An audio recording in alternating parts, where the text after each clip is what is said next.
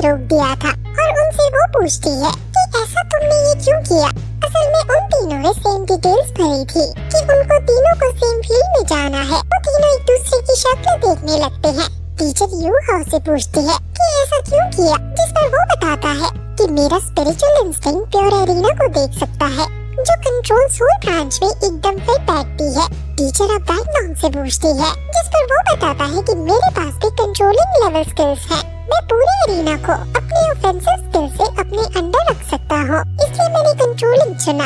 अब टीचर उस लड़की से पूछती है और कहती है कि तुम्हारी गार्डियन स्पिरिट तो सोल सीलिंग कॉल्ट्रॉन की है, तो तुम कंट्रोलिंग ब्रांच में कैसे आ सकती हो। जिस पर वो लड़की कहती है कि उस पर दूसरी गार्डियन स्पिरिट भी है, सेकंड गार्डियन स्पिरिट, जिसका नाम नाइन फिनिक्स डांसिंग फ्लूट है, उसका यूज करती है। और वो जब अपनी मार्शल फ्लूट बजाती है तो उसकी म्यूजिकल नोट से सभी का माइंड अफेक्ट होने लगता है और चारों तरफ उसके म्यूजिकल नोट्स फैल जाते हैं। और टीचर इन तीनों को अब कंट्रोलिंग ब्रांच लेने के लिए राजी कर देती है, लेकिन उन्हें वार्निंग देती है कि ये एग्जाम अब जो होने वाला है तुम्हारी फ्यूचर कल्टीवेशन के लिए बहुत जरूरी है। अगर तुमने गलत कल्टीवेशन पाथ चुन लिया होगा तो उसको ठीक करने के लिए तुम्हें बहुत ज्यादा मेहनत फिर बाद में करनी होगी। इसलिए मैं तुम्हारे ऊपर एक गोल सेट कर रही हूँ। अगर तुम उस गोल को अचीव नहीं कर पाए तो तुम आगे नहीं भेजे जाओगे और 1 साल और यहाँ मेरे अंडर रहोगे। तो तुम्हारा गोल है कि तुम्हें फ्रेशमैन एग्जाम में न सिर्फ पास होना है बल्कि चैंपियन बनना है। यू हाउ कहता है अगर हमें 1 और साल आपसे ट्रेनिंग लेने का मौका मिला तो हम उसे भी जरूर लेना चाहेंगे। टीचर कहती है कि क्या तुम मुझे मक्खन लगा रहे हो, मुझे सब पता है कि स्टूडेंट्स मेरे पीठ के पीछे क्या बातें करते हैं, इसलिए तुम ये सब रहने दो। जिस पर यू हाउ कहता है कि मैं ऐसा नहीं सोचता, मैं आपसे पढ़ना कंटिन्यू रखना चाहता हूँ क्योंकि मैंने बाकी क्लासेस को ऑब्जर्व किया है। उनके टीचर्स ने उतनी मेहनत नहीं की है उनके साथ जितनी आपने की। उनको वापस अपने रूम में जाने को कहती है और तीनों अब वापस एक साथ जाने लगते हैं। वो लड़की वैंग टोंग से कुछ बात करना चाहती है और कहती है कि क्या मैं कुछ कह सकती हूँ तुमसे, लेकिन सिग्मा वैंग टोंग मना कर देता है और लड़की उदास होकर वहाँ से जाने लगती है। यू हाउ उससे कहता है कि शायद वो ज़्याओ तुममें इंटरेस्ट रखती है, जिस पर वैंग टोंग उससे कहता है कि अभी हम छोटे हैं और हमें सिर्फ लेसन्स पर ध्यान देना चाहिए। तुम्हारे मन में ऐसे थॉट्स आगे कैसे गए भला, इसलिए चलो पहले तुम्हारी ग्रिल्ड फिश खाते हैं और फिर प्रैक्टिस करते हैं। यू हाउ तुरंत वैंग टोंग को ज़्याओ के पास खींच कर ले जाता है और कहता है कि एग्जाम परसों है, इसलिए चलो साथ में प्रैक्टिस करते हैं। और खुले जंगल में जाकर प्रैक्टिस करने लगते हैं और वो तीनों आपस में बहुत ज्यादा कंपैटिबल है। यू हाउ की स्किल्स बहुत यूनिक है, इसलिए ये दोनों उसकी तारीफ करते हैं। तो तभी तान्या के साथ बीबी आता है और उनसे उनके एग्जाम के बारे में पूछता है।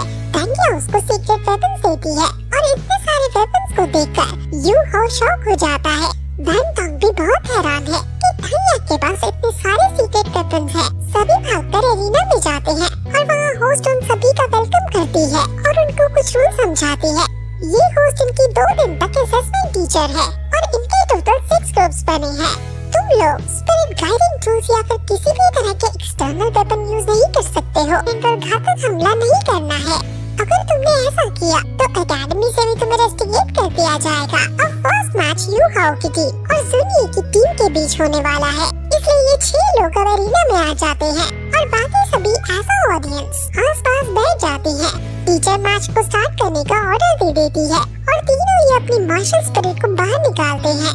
बाकी 3 ओपोनेंट भी अपनी मार्शल स्पिरिट को निकालते हैं और इनमें से एक फुल ब्रांच का है तो वो तुरंत अपनी मार्शल सोल से चिकन थाई बनाता है और अपने साथियों की स्पीड को बढ़ा देता है और वो तुरंत इन पर हमला कर देते हैं। वैंग टोंग अपने बटरफ्लाई विंग्स को निकालकर इनसे बचता है और फिर यू हाउ वैंग टोंग और ज़्याओ पर शेयर घोस्ट डिटेक्शन का यूज करता है, जिससे वैंग टोंग उन दोनों को लोकेट कर पाता है और उनको पकड़कर नीचे गिरा देता है।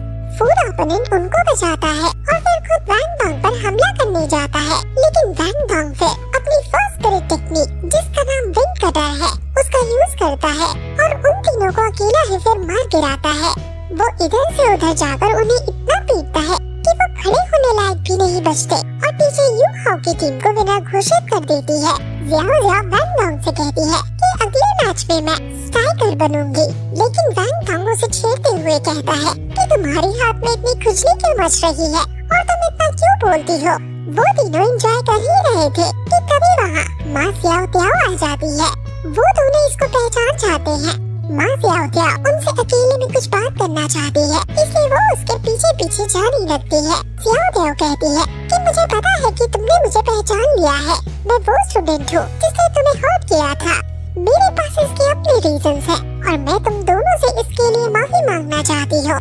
यू हाओ कहता है कि इसकी कोई जरूरत नहीं है, लेकिन माँ सियाओ त्याओ कहती है कि मेरे लिए ये खत्म नहीं हुआ और वो इविल फायर फिर से उनके अंदर आ जाती है और कहती है कि तुम जरूर घोस्ट मास्टर आइस एट्रीब्यूट के होंगे, इसलिए मुझे चुपचाप बताओ कि तुम में से किसके अंदर आइस एट्रीब्यूट है। यू हाओ कुछ नहीं बताता है और माँ सियाओ त्याओ उन दोनों पर अपना फोर्स यूज कर रही है, ये सच उगलवाने के लिए।